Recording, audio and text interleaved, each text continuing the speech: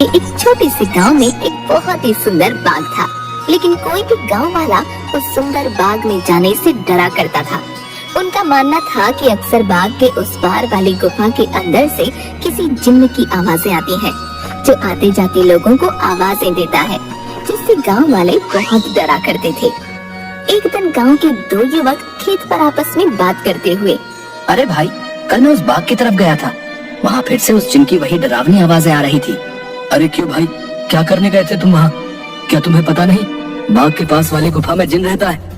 अगर वो तुम्हें कहीं कुछ कर देता तो आइंदा फिर उस बाग की तरफ मत जाना। तभी वो वहाँ से बात करते हुए खेत से चले जाते हैं।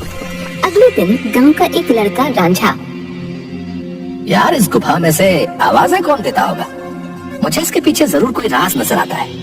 राजा भैया जो भी हो, लेकिन गलती से भी उस गुफा के अंदर मत जाना। लेकिन इस गुफा का रहस्य तो मैं जान कर रहूंगा। सब गांव वाले डर के साए में आखिर कब तक रहेंगे? उसके बाद शाम हो गई और रांझा और उसका दोस्त अपने अपने घर चले गए। अगले दिन सुबह सारे गांव में सन्नाटा था और रांझा के घर के बाहर उसकी लाश रखी हुई थी। सब रो रहे थे। शाम को बस ये बोल के घर से निकला था कि आज एक रहस्य से पर्दा उठाने जा रहा हूँ।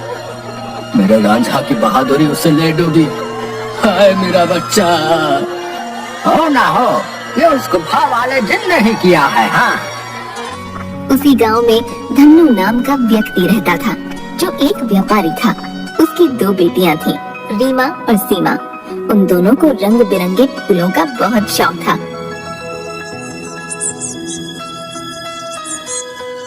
बहुत दिन हो गए हैं, चलो आज हम गांव के बाग में चलते हैं। न जाने क्यों हमें बाबूजी उस बाग में जाने से मना करते हैं। इस पूरे गांव में एक वही जगह है जहाँ कितने सुंदर सुंदर फूल होते हैं। हाँ सीमा, वो बाग सच में बहुत सुंदर है। उस बाग में बहुत सुंदर सुंदर फूल होते हैं, लेकिन बाबूजी हमें जाने नहीं देते। वो कहते हैं गांव के बाग के उस पार एक गुफा है जो बहुत ही भयानक है, हमारा जाना वहाँ सही नहीं होगा। लेकिन गाँव के रांझा भाई की मौत के बाद तो गुफा और ज्यादा डरावनी लगने लगी है। अरे रीमा, ये सब झूठी बातें हैं, मुझे नहीं लगता वहाँ ऐसा कुछ है। और वैसे भी गांव वालों ने उस जिन्न को देखा नहीं, बस उसकी आवाज ही सुनी है। अगर सच में वहाँ कोई जिन्न होता तो क्या गांव वालों के सामने नहीं आता? बोल तो सही रही हो सीमा, मुझे भी लगता है कि वहाँ कुछ नहीं है। चलो ठीक है, हम दोनों कल ही बाग में जाएंगे और हो सके तो क्या पता रांझा भाई की मौत का राज भी पता चल जाए। हाँ, कुछ नहीं है, वहाँ हम दोनों सुबह चलेंगे, तब तुम खुद ही देख लेना। लेकिन बाबूजी हमें नहीं जाने देंगे सीमा। कल बाबूजी सुबह किसी काम से शहर जाएंगे, उनके जाते ही हम दोनों बाग में जाएंगे। रीमा अपना सिर हिलाती हुई, ठीक है। इसके बाद दोनों बहनें अपने कमरे में जाकर सो जाती हैं। अगली सुबह, देखो मेरी प्यारी बेटियों, मैं किसी काम से शहर जा रहा हूँ। तुम दोनों अपना ख्याल रखना और उस बाग में फूल तोड़ने मत जाना। वो जगह अच्छी नहीं है, कोई भी गाँव वाला वहाँ नहीं जाता। पता है ना, रांझा भी वहीं जाने से मारा गया था। हम दोनों बहनें उस बाग में नहीं जाएंगी। इसके बाद धन्नू वहाँ से चला जाता है। उसके जाते ही दोनों बहनें उस बाग की तरफ जाने लगती हैं कि तभी एक गांव का आदमी उन्हें देख लेता है। अरे सीमा और रीमा बेटिया, तुम इस बाग की तरफ कहाँ जा रही हो? क्या तुम्हें नहीं पता कि बाग की उस तरफ एक गुफा है जो बहुत ही डरावनी है? वहाँ से अक्सर किसी जिन की आवाज आती है। अरे काका, हम दोनों बस बाग में ही जा रहे हैं, वहाँ से कुछ फूल लेकर बस अभी आ जाएंगे। आप चिंता मत कीजिए, हम बाग के उस तरफ वाली गुफा में नहीं जाएंगे। चलो ठीक है बेटिया, लेकिन तुम दोनों शाम होने से पहले आ जाना। अच्छा, अब मैं चलता हूँ। इसके बाद वो आदमी वहाँ से चला जाता है। थोड़ी दूर चलने पर सीमा और रीमा देखती हैं कि दो चोर आपस में बातें कर रहे होते हैं। अरे भाई, हम ये सही कर रहे हैं क्या? गांव वाले तो कहते हैं उस गुफा में एक जिन रहता है जो लोगों को आवाजें देता है। मुझे नहीं लगता है ऐसा कुछ है।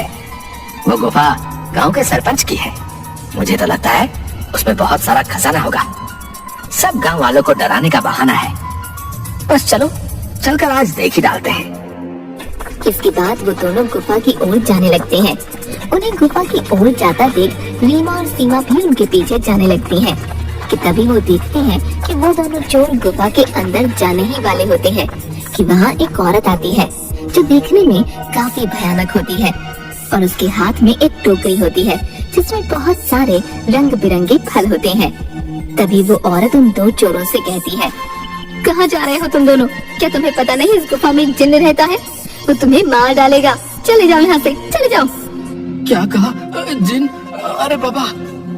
कि तभी उस जिन्न की आवाज आती है, कौन है वहाँ? क्या कोई मुझे सुन पा रहा है? अंदर आओ, निकालो मुझे यहाँ से। जिन्न की ऐसी डरावनी आवाज सुनकर वो दोनों डर जाते हैं। अरे भैया भागो, इस गुफा के अंदर तो सच में कोई जिन है, भागो यहाँ से। और वो दोनों वहाँ से भाग जाते हैं। मैंने तो पहले ही कहा था, यहाँ दोबारा मत आना, वो तुम्हें जिंदा नहीं छोड़ेगा। ये सब रीमा और सीमा देख रही थी कि तभी वहाँ रीमा और सीमा के सामने वो औरत आ जाती है जो देखने में काफी भयानक होती है, जिसके हाथ में बहुत सारे रंग बिरंगे फल होते हैं। कहाँ जा रही हो तुम दोनों? सीमा और रीमा डरती हुई, हम तो बस ऐसे ही बाग घूमने आए थे काकी, लेकिन आप यहाँ क्या कर रहे हैं? मैं तो यही रहती हूँ, यही बाग मेरा घर है। तुम दोनों यहाँ से जल्दी चली जाओ, वरना वो जिन तुम्हें छोड़ेगा नहीं। जाओ यहाँ से। क्या सच में बाग के उस पार वाली गुफा में कोई जिन्न है काकी? हाँ, और वो बहुत खतरनाक है। तुम दोनों यहाँ से जल्दी चली जाओ। इसके बाद वो औरत वहाँ से चली जाती है। मुझे बहुत डर लग रहा है, अब मैं इसके आगे नहीं जाऊंगी। मुझे लगता है वो औरत सच बोल रही है, वो जिन्न हमें मार डालेगा। मैं नहीं जाऊंगी उस गुफा में। ठीक है, तो मेरा यही इंतजार करना। मैं सिर्फ जानना चाहती हूँ कि वाकई वो आवाज जिन्न की है या नहीं, इसलिए मैं तो गुफा के अंदर जा रही हूँ। तुम यहाँ से कहीं मत जाना, मैं जल्दी आ जाऊंगी। इसके बाद रीमा अकेले ही आगे चलती है।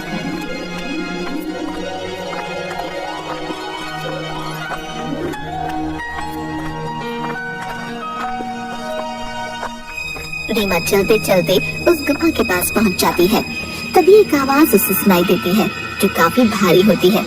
ऐसा लगता है जैसे किसी रोते हुए इंसान की आवाज हो वो। कोई है यहाँ? मुझे यहाँ से बाहर निकालो। मैं इस गुफा में बरसों से कैद हूँ, निकालो मुझे यहाँ से।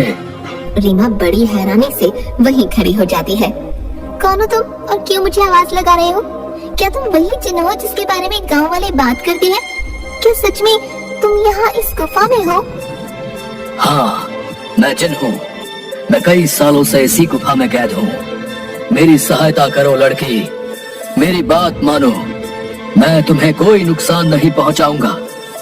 तुम मुझे इस गुफा से आजाद कर सकती हो। इसके बाद मैं यहाँ से हमेशा के लिए चला जाऊंगा। मेरी सहायता करो। क्या सच में हमेशा के लिए तुम यहाँ से चले जाओगे? मैं तुम्हारी सहायता जरूर करूंगी। मुझे क्या करना होगा जिन? बताओ मुझे, मैं अवश्य ही करूंगी। तभी गुफा के दरवाजे खुलते हैं और रीमा उस गुफा के अंदर चली जाती है।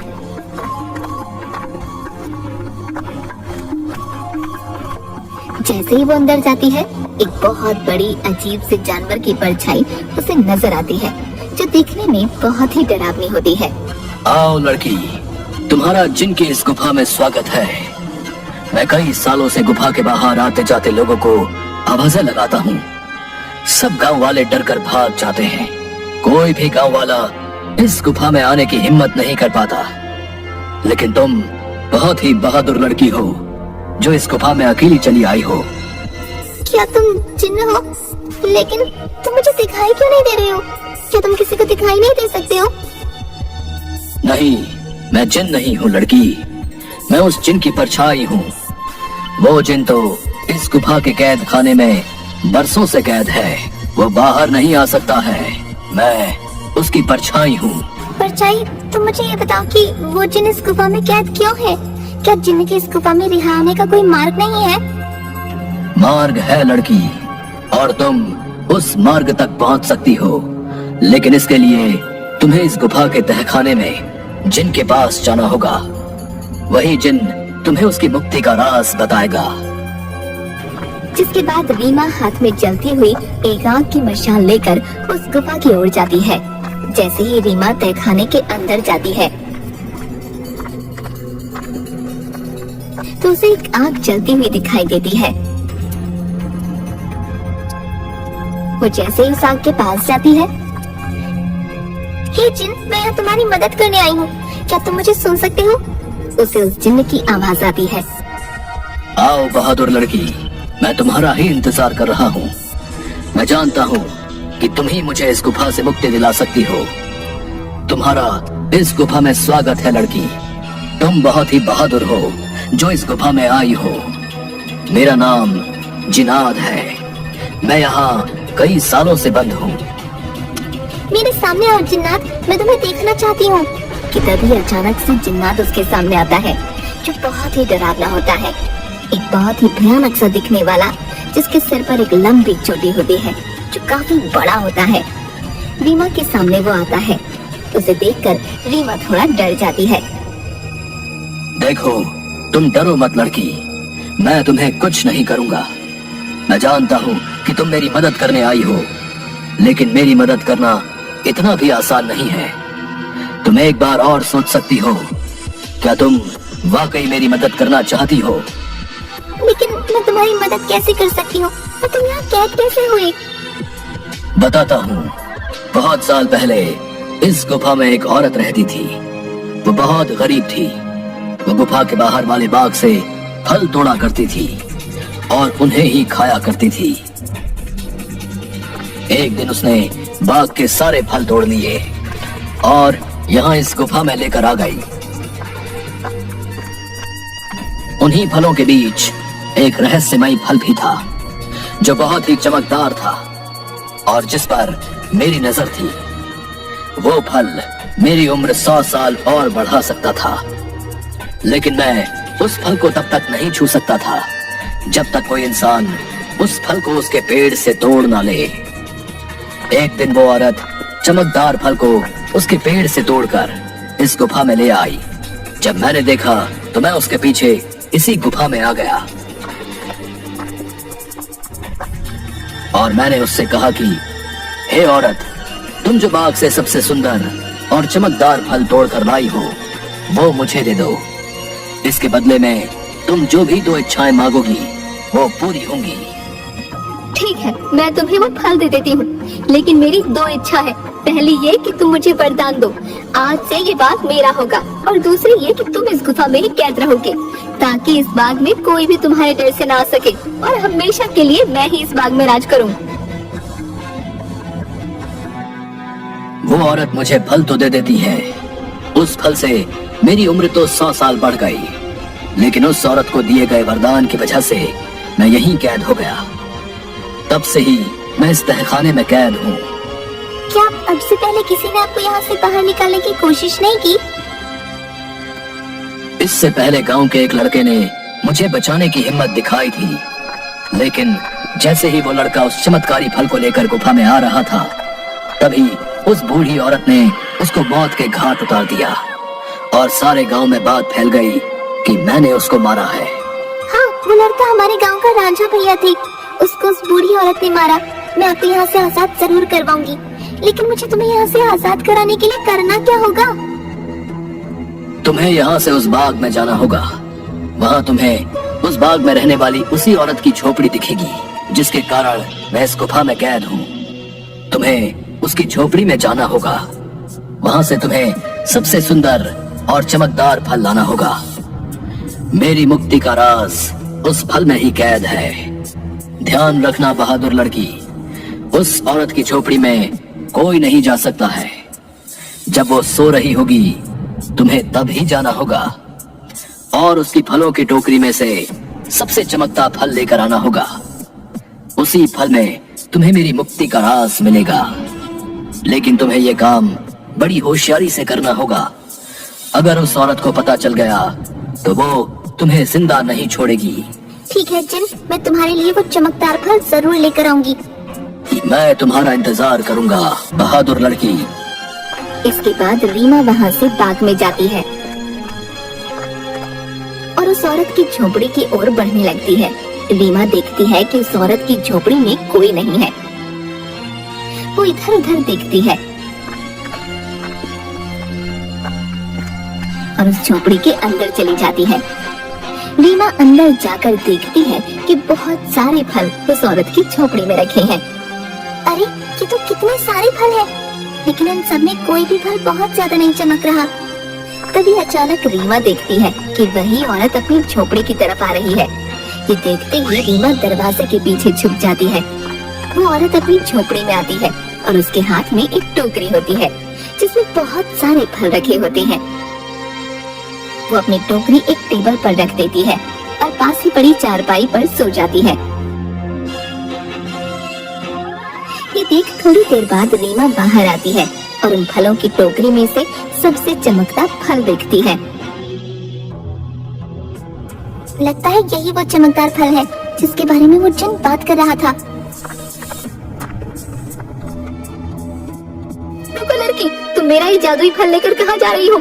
मुझे मेरा फल वापस करो, वरना मैं तुम्हें यहाँ से नहीं जाने दूंगी। रीमा ये सुनकर डर जाती है। मुझे फल ले जाने दो काकी, मैं इस फल को उस जिन्न को देकर उसे उस गुफा से आजाद कराना चाहती हूँ ताकि सारे गांव वाले बिना डरे यहाँ सके। मुझे इस फल को लेकर जाने दो काकी। क्या कहा लड़की? तुम मेरी कई सालों की मेहनत पर पानी फेर देना चाहती हो? उस जिन्न के रिहा होते ही ये सब गांव वाले मुझे इस बाग से निकाल देंगे। नहीं नहीं, मैं ऐसा नहीं होने दूंगी।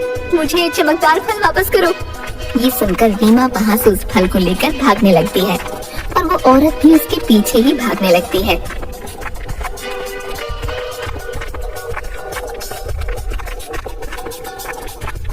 रीमा भागते भागते उस गुफा में पहुंच जाती है। जैसे ही वो गुफा में पहुंचती है, वो जादुई फल उसके हाथ से नीचे गिर जाता है, जिसके गिरते ही तोते में बदल जाता है। रीमा ये देखकर हैरान हो जाती है। तभी वो औरत वहाँ आ जाती है। ये तुमने क्या किया लड़की? इस जादुई फल को नीचे गिरा दिया और अभी तोता तुम्हें इस जिन्न की आजादी का सबसे आखिरी रास्ता बताएगा। नहीं, मैं ऐसा नहीं होने दूंगी, मैं तुम्हें मार डालूंगी। वो औरत रीमा को जैसे ही अपने हाथों से मारने आगे बढ़ती है, वो औरत अचानक से आग में जलने लगती है, जिसे देख रीमा हैरान हो जाती है। तभी एक आवाज सुनाई देती है जो उस जिन्न की परछाई की होती है। डरो मत बहादुर लड़की, इस लालची औरत को इसके किए की सजा मिल चुकी है। अब तुम्हें अपनी मंजिल का आखिरी पड़ाव पार करना है, जिसमें ये तोता तुम्हारी मदद करेगा। तभी अचानक से वो तोता उड़ने लगता है और गुफा में उसी तरफ भागने लगता है जहाँ वो जिन्न कैद था। रीमा भी उसके पीछे पीछे चलने लगती है।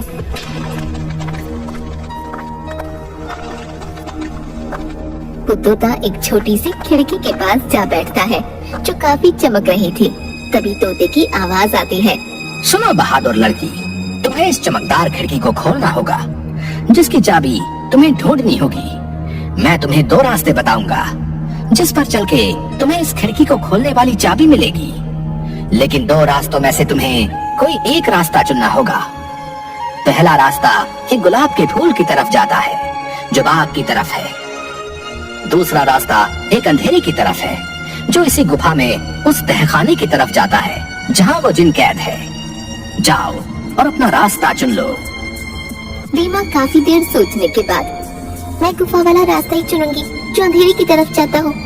जिसके बाद रीमा गुफा की ओर चलने लगती है कि तभी रीमा को एक सिक्का दिखाई देता है। अरे, ये इतना चमकता हुआ सिक्का यहाँ कैसे आया? और ये सिक्का इतना चमक क्यों रहा है? रीमा जैसे ही वो सिक्का हाथ में उठाती है, पूरी गुफा में रोशनी हो जाती है। अरे, ये तो पूरी गुफा में रोशनी हो गई। तभी वो सिक्का अचानक उड़ने लगा। अरे, ये सिक्का उड़ क्यों रहा है? रीमा उस सिक्के के पीछे पीछे चलने लगती है। थोड़ी दूर चलने पर रीमा देखती है कि 4 चाबियां अलग अलग रंग की थीं, जो हवा में उड़ रही थीं। अरे, ये तो वही चाबियां हैं जिसके बारे में वो तोता बता रहा था। लेकिन अब इनमें से सही चाबी कौन सी होगी, ये कैसे पता चले? तभी रीमा को एक आवाज आई जो उस जिन्न की परछाई की थी। बहादुर लड़की, तुम्हें इनमें से एक चाबी उठानी है। याद रखना, तुम्हें एक सही चाबी उठानी है। लेकिन याद रहे, तुम्हें बड़ी होशियारी से ही एक चाबी उठानी होगी।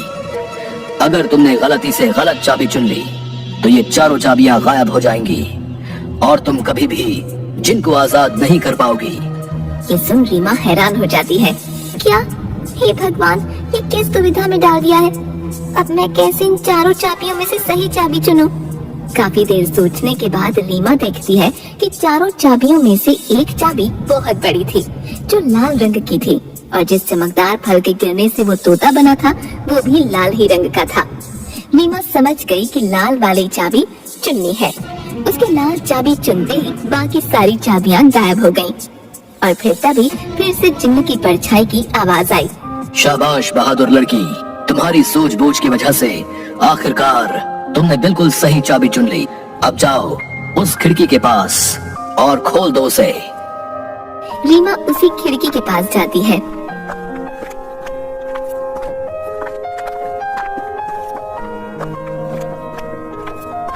और देखती है कि अभी भी वो तोता उस खिड़की के पास ही बैठा था। ये देखो, मैं इस खिड़की की चाबी ले आई हूँ। तुम वाकई बहुत बहादुर हो लड़की। अब तुम इस चाबी से इस खिड़की को खोल दो। रीमा जैसे ही उस चाबी को खिड़की में लगाती है, खिड़की अचानक से खुल जाती है।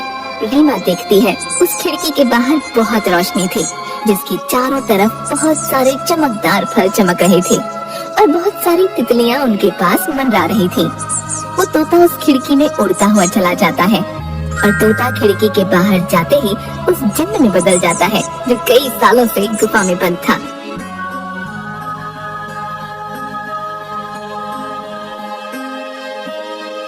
तुम्हारा बहुत बहुत धन्यवाद लड़की, तुमने मुझे इस गुफा से आजाद कर दिया। तुम एक निडर और साहसी लड़की हो। तुम जो भी मांगोगी मैं वो तुम्हें दूंगा। बोलो क्या इच्छा है तुम्हारी? क्या सच में अब तुम आजाद हो गई हो? अब तुम इस गुफा में नहीं हो।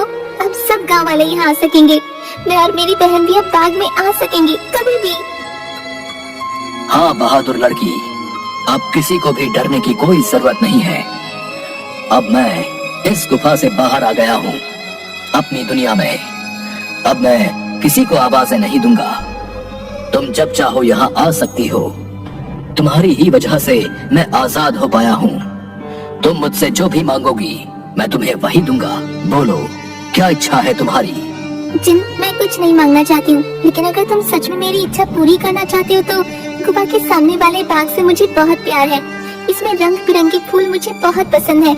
मैं चाहती हूँ कि ये बाग हमेशा ऐसे ही खिलखिलाता रहे, इसके फूल कभी न मर जाएं। ठीक है बहादुर लड़की, तुम्हारी ये इच्छा जरूर पूरी करूंगा। अब ये बाग हमेशा यूं ही रहेगा, कभी भी मुरझाएगा नहीं। तुम अब जब भी इस बाग के फूलों को देखोगी तो ये हमेशा खिले रहेंगे। अच्छा, अब मैं हमेशा के लिए यहाँ से जा रहा हूँ। इसके बाद वो जिन्न गायब हो जाता है और खिड़की बंद हो जाती है। रीमा जब गुफा से बाहर निकलती है तो सब गांव वाले धन्नू और सीमा बाहर खड़े होते हैं। अरे मेरी बिटिया, आ गई तू वापस? उस जिन ने तुझे कुछ किया तो नहीं? आखिर क्यों गई थी तू उस गुफा के अंदर? अगर वो जिन तुझे मार डालता तो क्या करता मैं? दीदी, तुम ठीक तो हो ना? क्या सच में तुम्हें उस जिन्न ने कुछ नहीं किया? बाबूजी, मैं बिल्कुल ठीक हूँ। अब अंदर कोई जिन्न नहीं है। इस गुफा के अंदर जो जिन्न था अब वो हमेशा के लिए इस गुफा से चला गया है। अब आप सभी को डरने की कोई जरूरत नहीं है। अब कोई भी यहाँ आ सकता है। अरे क्या बोल रही हो रीमा बिटिया? आखिर कहाँ गया वो जिन जो आते जाते लोगों को आवाजें दिया करता था? रीमा गांव वालों को सारी बात बताती है।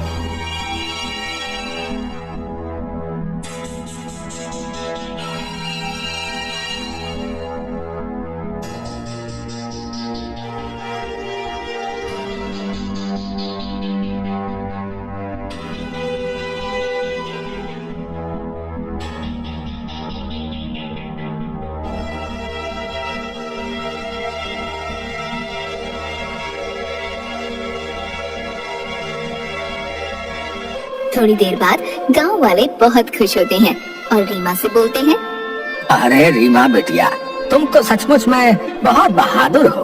तुम्हारी वजह से ही अब वो जिन इस गुफा से आजाद हो गया है। अब हम गांव वालों को डरने की कोई जरूरत नहीं है और रांझा की मौत का रहस्य भी सब गांव वालों को पता चल गया। इसके बाद गांव वाले बिना डरे हंसी खुशी गांव में रहने लगते हैं।